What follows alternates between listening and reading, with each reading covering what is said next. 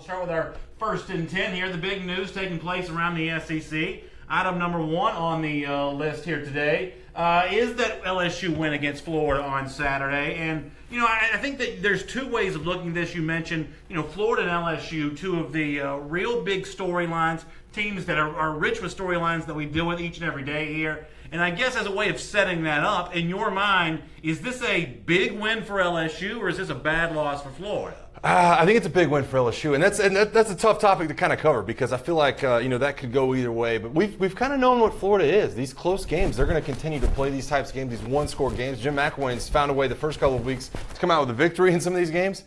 LSU, for everything fleeting in Baton Rouge, for everything that's gone wrong with them, and sometimes somehow they come up with a way to find a win. So I thought it was a little bit bigger of a deal for LSU to be able to go to Gainesville and find that victory. Obviously a statement game, a lot of emotions on the line. They were able to come up with a victory in a tough one.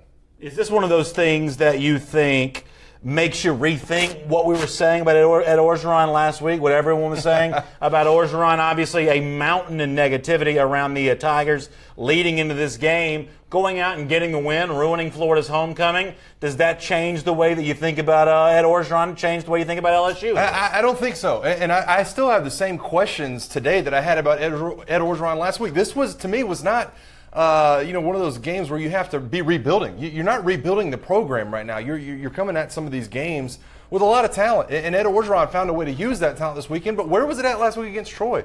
Why are we having so many issues on both sides of the line of scrimmage? You can deal with a Florida Gators team and play with emotion, but you can't do it against Troy. So I still have some of the same questions remaining this week that I had last week. Yeah, and for me, the questions are on the Florida side here as well. This is a Florida team, obviously, that's had tremendous trouble offensively. And, there have been flashes during the season when you thought maybe that's improving, maybe that's getting better. And yet in this game, I think some of those things reared their head once again. After the game, Jim McElwain talked about everything that is on the mind of Florida fans right here. Massive disappointment, not just for the fan base, but for Florida players as well. Here's McElwain. That's life in the SEC. And for our guys, for this Gator team, it hurts.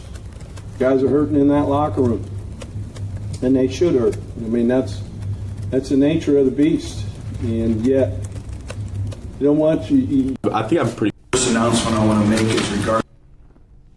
So you hear from Jim McElwain there talking about the nature of the beast, the hurt that Florida exists there. And yeah. I think in some ways this Florida loss here almost feels like the foreshadowing of more trouble to come. I know going back to the offseason, neither you or I were very high on the Florida Gators, and I think you see some examples of that from this game about exactly why we had questions about Florida to begin with.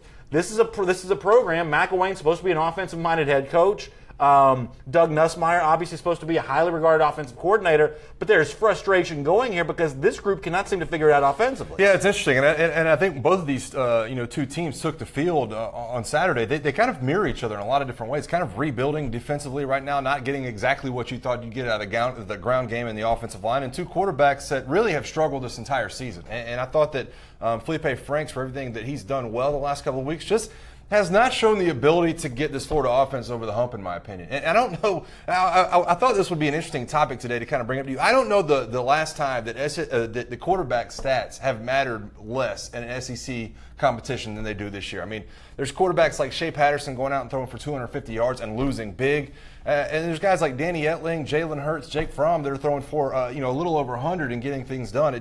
This Florida offense, for whatever reason, has not come into shape, and they thought they could lean on this offense line and Martez Ivey and Jawan Taylor and McCoy there in the middle. Just not how things have started to play out down in Gainesville.